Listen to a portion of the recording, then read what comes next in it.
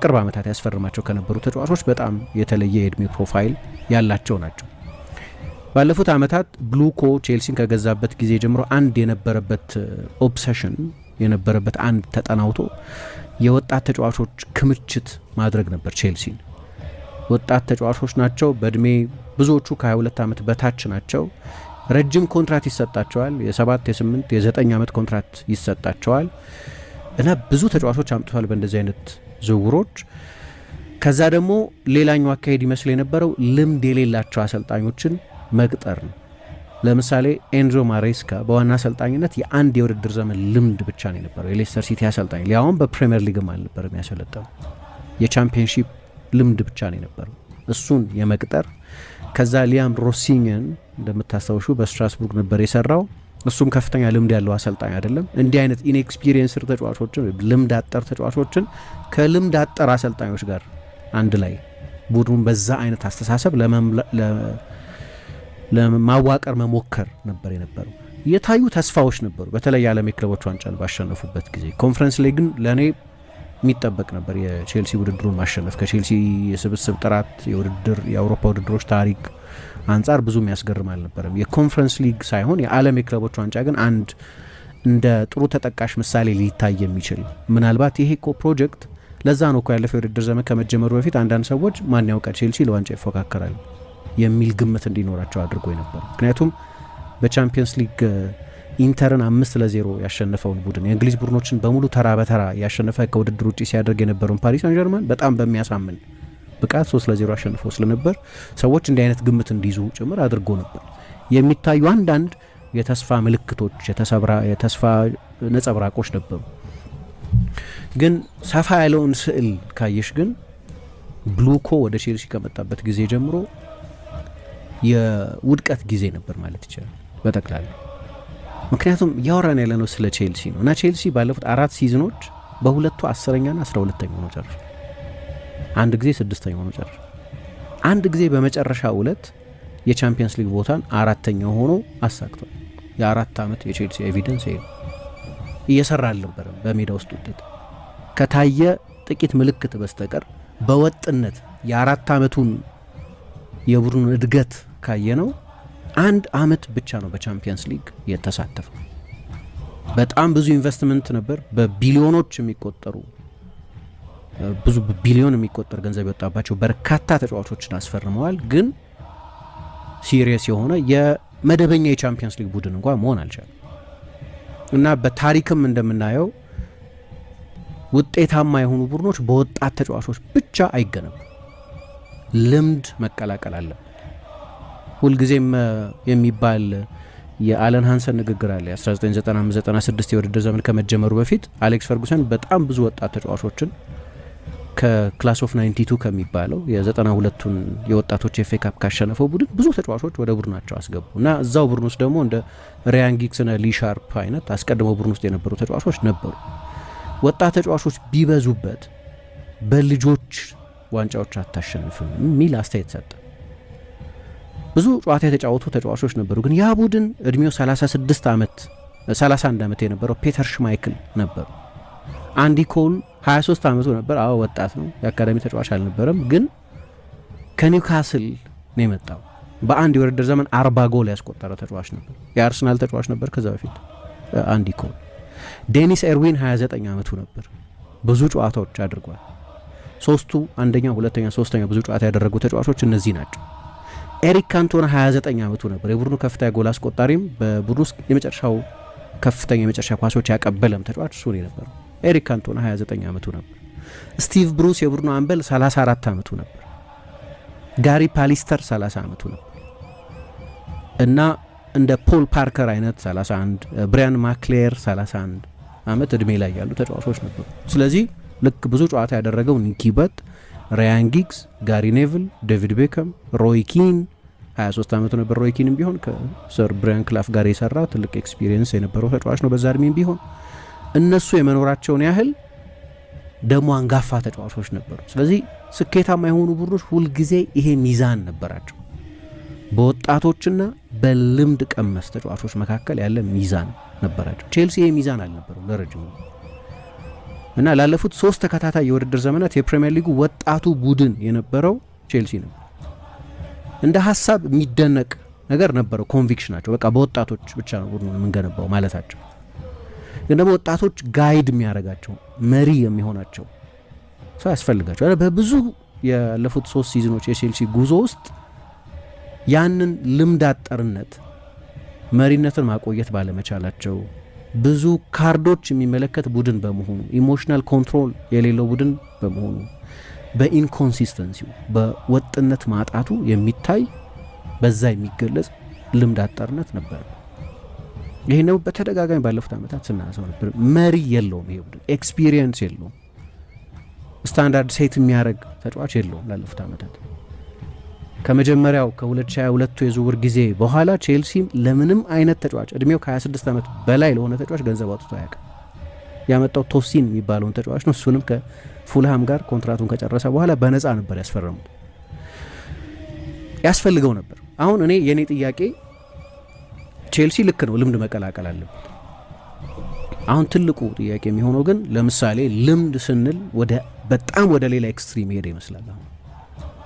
ምክንያቱም የሚቀጥለው የውድድር ዘመን ሁለቱም ተጫዋቾች 36 ዓመታቸው ይሆናል። እንደው ከሁላችን መጠበቅ ውጭ ካልሆነ በስተቀር ሁለቱም ጀማሪዎች አይሆኑ። ዳኒ ዌልቤክም ጆርዳን ሄንደርሰንም ጀማሪዎች አይሆኑ። በቼልሲ ስብስብ ውስጥ ይጫወታሉ፣ ግን ጀማሪዎች ቢሆኑ አይመስለኝም አሁን ባሉበት። አሁን ሰዎች ተስፋ የሚያደርጉት ለምሳሌ እንደ አሌሳንድሮ ባስቶኒ አይነት ልምድም ያለው ግን ፒክ ብቃቱም ላይ ያለ ሊደርሺፕም ያለው ተጫዋች ወይ እንደ ብሩኖ ጊማራይሽ አይነት ልምድም ያለው የብራዚል ብሔራዊ ቡድን ተጫዋች የሆነ ኒውካስል አምበል የነበረ በአውሮፓ ረጅም ጊዜ የተጫወተ ግን አሁን እንደመጣ ዴሊቨር የሚያደርግ የመጀመሪያውን 11 የሚያሻሽል የመጀመሪያ 11 ውስጥ የሚገቡ ተጫዋቾች እንዲህ አይነት ጥያቄ ያላቸው ደጋፊዎች አሉ። ዲስኮንቴንት አለ እንደምታውቅ። ሁሉም የቼልሲ ደጋፊ የተስማማበት አይደለም። ግን ይሄ ሺፍት እንዲፈጠር ያስገደደ ግን ታሪክ ነበር። ሎጂክ አለው ይሄንን የሚያደርጉበት ምክንያት። ግን አንዳንዶቹን ተጫዋቾች በጥንቃቄ ማየት አለብን። ለምሳሌ ጆርዳን ሄንደርሰን በፕሪሚየር ሊግ ባለፈው የውድድር ዘመን በ90 ደቂቃ ብዙ ኪሎ ሜትር ይሮጥ የነበረው ተጫዋች ነው። ስለዚህ በእድሜ አንጋፋ ቢሆንም ግን 32 የፕሪሚየር ሊግ ጨዋታዎች ላይ የተጫወተ በጣም ፊዚካል በሚባል ቡድን ውስጥ የተጫወተ ነው። የብሬንፎርድ ተጫዋች ነው የነበረው እና 20 ዓመት ተጫውቷል። ከአንዳንዶቹ ተጫዋቾች እድሜ እኩል ወይ የሚበልጥ ነው። የተጫዋችነት ታሪኩ ብቻ የዛ የየርገን ክሎፕ በጣም ስኬታማ የነበረው የሊቨርፑል ቡድን አምበል የነበረ መሪ የነበረ ቻምፒየንስ ሊግ ያሸነፈ ፕሪሚየር ሊግ ሁሉንም ዋንጫዎች በሊቨርፑል ተጫዋችነት ያሸነፈ ከፍተኛ ልምድ ያለው በልምዱ ምክንያት አንዳንድ ሰዎች እንዴት ተጠራ ብለው ቢገረሙም በዚህ ኤክስፒሪየንሱ ምክንያት ነው። ቶማስ ቱኸል ብዙ ጨዋታ እንደማይጫወት ያውቁታል። የእንግሊዝ ብሔራዊ ቡድን አንደኛ፣ ሁለተኛ፣ ሶስተኛ ተመራጭ አማካይ ላይሆን ይችላል። ግን በኤክስፒሪየንሱ ብቻ በመሪነት ችሎታው ብቻ ይዘውት ሄደዋል ወደ ዓለም ዋንጫ። ይሄው ተመሳሳይ አሁን ከሞላ ጎደል ሻቢ አሎንሶ የያዘውን አይነት አቋም ነው ቶማስ ቱኸል ይዘው ተጫዋቹን ወደ አሜሪካ እና ካናዳና ሜክሲኮ ወዳስተናገዱት የዓለም ዋንጫ የወሰዱት። በትልቅ የመሪነት ችሎታ ያለው እንደ ሊቨርፑል አይነት ግዙፍ ክለብን ለአመታት ከስቲቨን ጀራርድ በኋላ ባሉት አመታት ሊያውን ሌጀንድን ተከትሎ ትልቅ የመሪነት ችሎታ ያሳየ በጣም ስኬታማ የእግር ኳስ ተጫዋችነት ታሪክ ያለው አሁንም ግን በዚህ እድሜ ላለ ተጫዋች የሚደነቅ ፐርፎርማንስ ያሳየ ነበረ ተጫዋች ነው። ስለዚህ አሁን ባለው የቼልሲ ሃይራርኪ ሶስተኛም አራተኛም ተመራጭ አማካይ ላይሆን ይችላል፣ አምስተኛ ስድስተኛ ሊሆን ይችላል። ብዙ አማራጮች አሉ እዛ ቦታ ላይ። ሞይሰስ ካይሴዶ አላቸው፣ ኤንዞ ፈርናንዴዝ አላቸው። የፊትነስ ችግር እንጂ የብቃት ችግር ያለበት አይመስለኝም። ሮሚዮ ላቬያ በጣም ጥሩ ተጫዋች ነው። ሌሎችም ተጫዋቾች አሏቸው። ዳሪዮ ኤሱጎ አላቸው። የበለጠ ወጣቶቹ ተጫዋቾች አሉት ቼልሲ። አንድሪ ሳንቶስን ቢለቁትም ግን ሌሎች ተጫዋቾች አሏቸው። እሱ የፈለጉት ለመጀመሪያ 11 አይመስለኝም። በጠቅላላ ለኢንቫይሮንመንቱ ለሊደርሺፕ ችሎታው ይመስላል የፈለጉት። ግን ደግሞ ሜዳ ውስጥም የሚያሳማ ብቃት የሚያሳይ አይነት ተጫዋች አድርገው ከከፍተኛ ልምድ ጋር ከከፍተኛ የስሜት ቁጥጥር ጋር እና ከላቀ መሪነት ጋር የሚጫወት። በተመሳሳይ እድሜ ቲያጎ ሲልቫን አስፈርመውት ነበር ከፓሪስ ሰን ጀርመን ሲመጣ። ቲያጎ ሲልቫ ሲመጣ ፔዤ እንኳን የክለቡ ሌጀንድ ነው፣ የፓሪስ ሰን ጀርመን ሌጀንድ ነው። ከሚላን ከተዘዋወረበት ጊዜ ጀምሮ 2011 ላይ ከዝላታን ጋር አንድ ላይ የተዘዋወሩት ብዙ ዋንጫዎች አሸንፏል ከቻምፒየንስ ሊግ በስተቀር። ፔዤ የፈረንሳይ አዲሱ ዶሚናንት ኃይል መሆን ሲጀምር የዚያ ቡድን የረጅም ዓመታት አምበልን ነበር። በቅርብ ዓመታት ቼልሲ ከፈጸማቸው የተዋጡ ዝውውሮች መካከል አንደኛው የቲያጎ ሲልቫ ዝውውር። ቻምፒየንስ ሊግ ባሸነፉበት ዓመት በተለይ ግን በጠቅላላው በቼልሲ ቆይተው አሁን ድረስ በቼልሲ ደጋፊዎች በጣም የሚወደድ ሲመጣ ለጊዜው በነበረበት እድሜ ምክንያት ፔዤ እንኳን አምኖ ለክለቡ ሌጀንድ አዲስ ኮንትራት ሳይሰጥ ቀርቶ ቼልሲ ነበር የተቀበለ። ከፈረንሳይ ሊግ ወደ ፕሪሚየር ሊግ የበለጠ ዲማንዲንግ ወደሆነ ሊግ ነው የመጣው። የተዋጣለት ነው። ምሳሌ አለ ከዚህ በፊት የሰራ መሆኑን የሚያሳይ ምሳሌ። ዳኒ ዌልቤክ ደግሞ አንድ መገንዘብ የሚገባው ሌላ ነገር የተጫዋቾች ሼልፍ ላይፍ የዓለም ዋንጫ ከመጀመሩ በፊትም ስናነሳው ነበረ። የዛሬ 20 ዓመት የነበረ የ36 ዓመት ተጫዋችና አሁን ያለ የ36 ዓመት ተጫዋች ሁኔታ በጣም የተለያዩ። አሁን ባለው ሞደርን ሳይንስ በአመጋገብ፣ በእረፍት አወሳሰድ፣ በሪከቨሪ፣ በእንቅልፍ፣ ከጉዳት ለማገገም ጉዳት ማስቀረት በሚቻልባቸው ሜቶዶሎጂዎችም ከጉዳት ቶሎ ለማገገም በሚያስችል ሁኔታም ላይ ያለ ጠቅላላ ሳይንስ ረቋል። ከዛ ባሉት ቀጥሎ በመጡት 20 ምናምን ዓመታት ወደ ኋላ የምንሄድ ከሆነ ደግሞ ሌላ ዘመን ላይ ነው ያለን። አሁን የ36 ዓመት ተጫዋች የበለጠ ፊት ነው፣ የበለጠ ከፍ ባለ ደረጃ ፐርፎርም ማድረግ ይችላል። ስለዚህ እሱም አንድ ኮንቴክስት ነው። በእድሜ የገፉ ናቸው ሁለቱም፣ ከሞላ ጎደል ያን ሲዝን ተጫዋቾች የሚመስሉ ናቸው ሁለቱም ተጫዋቾች። 50 ጨዋታ እንደማያደርጉ እርግጠኛ መሆን ትችላለች ለቼልሲ፣ ምንም ጥያቄ የለውም። ግን ወደ ካምፑ ግን ዌልቤክም የፕሪሚየር ሊግ አሸናፊ ተጫዋች ነው። የማንቸስተር ዩናይትድ ተጫዋች በነበረበት ጊዜ ፕሪሚየር ሊግ አሸንፏል። በትልልቅ ክለቦች ተጫውቷል። በአርሰናልም በማንቸስተር ዩናይትድም ተጫውቷል። በአሌክስ ፈርጉሰንም በአርሰን ቬንገርም ሰልጥኗል።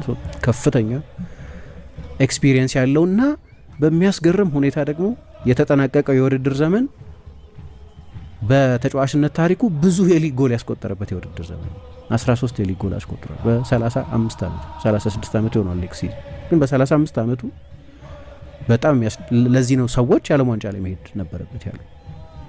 እንደ አይቨን ቶኒ አይነቱን በሳውዲ እየተጫወተ ያለን ተጫዋች ከመውሰድ እዛ ብዙ ጎል ያስቆጠረ ቢሆንም ነገር ግን ይሄኛው በፕሪሚየር ሊግ በዓለም ላይ በጣም ብዙ ተከታይ ያለው ብዙ ሰዎችም በዓለም ላይ በጣም ፈታኙ በሚሉት ሊግ እየተጫወተ ለብራይተን እየተጫወተ ነው ያንን ያደረገው እና ራሳቸውም በጣም ቅር የሚለኝ ምርጫ ጉዳይ ብለው ቶማስ ቱኸል ጠቅሰውታል። ዳኒ ዌልቤክን መውሰድ አለመቻላቸው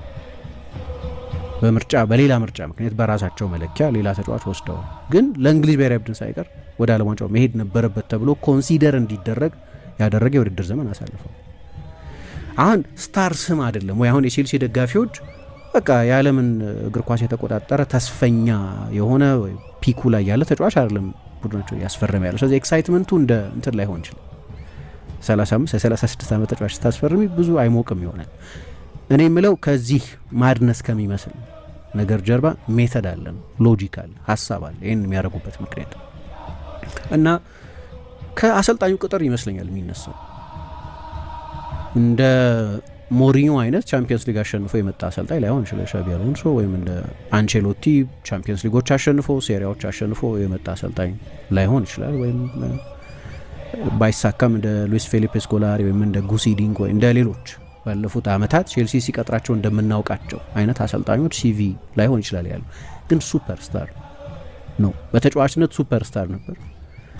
የዓለም ዋንጫ ያሸነፈ፣ የአውሮፓ ዋንጫ ያሸነፈ፣ ቻምፒየንስ ሊግ ያሸነፈ፣ ላሊጋ ያሸነፈ፣ በዘመኑ ከነበሩ አስደናቂ አማካዮች እንደ አንዱ የሚቆጠር አሁን በጠቀስኳቸው በተጫወተባቸው ቡድኖች ውስጥ በተገኙ ድሎች ላይ ከዋናዎቹ ተዋንያን አንዱ ተደርጎ የሚቆጠር ሲጫወት ልክ እንደ አሰልጣኝ አይነት ብስለት የነበረው እና አሁን ይሄኛው የቼልሲ ትውልድ በተጫዋችነት ዘመኑ በሚገባ የሚያውቀው ከፍ ያለ ሲቪ ያለው የተጫዋችነት ታሪክ ያለው ግርማ ሞገስ ያለው ሲናገር ከስልጣን የሚናገር ከኦቶሪቲ የሚናገር በትልቅ ደረጃ የተጫወተ ነው የቀጠሩት። ኖባዲ አይደለም አሎንሶ። ግን በአሰልጣኝነትም ከ1963 ጀምሮ በጀርመን ታሪክ ምናልባት የኦቶ ሬሃግል ካይዘርስላውተን በመጣበት ወደ ቡንደስሊጋው ባደገበት የውድድር ዘመን ቡንደስሊጋ አሸንፎ ያውቃል። በኋላ ከግሪክ ጋር የአውሮፓ ሻምፒዮን የሆኑ እንዲህ አይነት ተአምር መስራት የሚሆንላቸው ከቨርደር ብሬመን ጋር የካፕ ዊነርስ ካፕን ያሸነፉ ሰው በሳቸው ዘመን ተደርጎ ይሆናል። ግን ትልቁ ቡንደስሊጋ ሰርፕራይዝ ሊባል ይችላል የሱ ሌቨርኩዘን። ባየር ሚኒክን የበለጠበት ብቻ ሳይሆን ባየርንና ሃምቡርግ ወይ ሞንቼግላድባህ በተለያየ ዘመን ወይ ዶርትሙንድ ስኬታማ በነበሩባቸው ዘመናት እንኳ አድርገውት የማያውቁትን ኢንቪንስብል ሆኑ በጣም አስደናቂ እግር ኳስ ተጫውቶ ተጫዋቾችን እዚያ ውስጥ አጎልብቶ በልምድና በወጣትነት መካከል ያለ ጥሩ ቅይጥ ኖሮት ጥሩ ሚክስ ኖሮት እንደገና በዛው ወደ ውድድር ዘመን የጀርመን የጥሎ ማለፍ ዋንጫን አሸንፎ ለዩሮፓ ሊግ ፍጻሜ ደርሶ ለትሬብል 90 ደቂቃ ብቻ የቀረው ቡድን ሰርቶ ትልቅ ስም የነበረው በሚቀጥለው የውድድር ዘመንም ሁለተኛ ነው የሆነው። በጥሎ ማለፍ ፍጻሜ የደረሰ ተሸነፈ በስቱትጋርት አይ ቲንክ። በቡንደስሊጋም ያው ከባየርን ቀጥሎ ሁለተኛ ሆኖ ጨረሰ። በቻምፒየንስ ሊግም በባየር ነበር የወጣው። በሁለተኛው የውድድር ዘመንም ጥሩ ሲዝን የነበረው ቡድን ገንብቶ የሪያል ማድሪድ ኃላፊነትን እንዲረከብ ያስቻለ መታመን ኖሮት ግን ከአንድ ዓመት በፊት ሊቨርፑልም ባየር ሚኒክም ሊቀጥሩት ፈልገው የነበሩት አይነት አሰልጣኝ፣ በአሰልጣኝነትም ተስፋ ያለው አሰልጣኝ፣ ማንነቱን ሜዳ ውስጥ በደንብ ያሳየ አሰልጣኝ፣ ገና ጀማሪ ማቴው አይነት ለጀማሪ አሰልጣኝ በጣም አውትስታንዲንግ የሆነ አጀማመር ያደረገ አሰልጣኝ ከሊያም ሮሲኛም ኤንዞ ማሬስካ ሲቀጠር ከነበረበትም ሁኔታ ፍጹም የተለየ ነው። በተጫዋችነትም በአሰልጣኝነት የዚህ የአስተሳሰብ ለውጥ ጅማሬ የሚታየው ከቀጠሩት አሰልጣኝ ማንነት ከዚህ በፊት እንዳነሳ ነው ደግሞ ለሌሎች አሰልጣኞች ያልሰጡትን አይነት የስራ ኃላፊነትና ስልጣን ሰጡት። ከእያንዳንዱ የቼልሲ ዝውውር ጀርባ የመጨረሻውን ውሳኔ የሚወሰነው ሰው እሱ ላይሆን ይችላል፣ ግን ማንኛውም የቼልሲ አሰልጣኝ በቅርብ ዓመታት ያልነበረው የመወሰን ስልጣን ተሰጥቶት የመጣው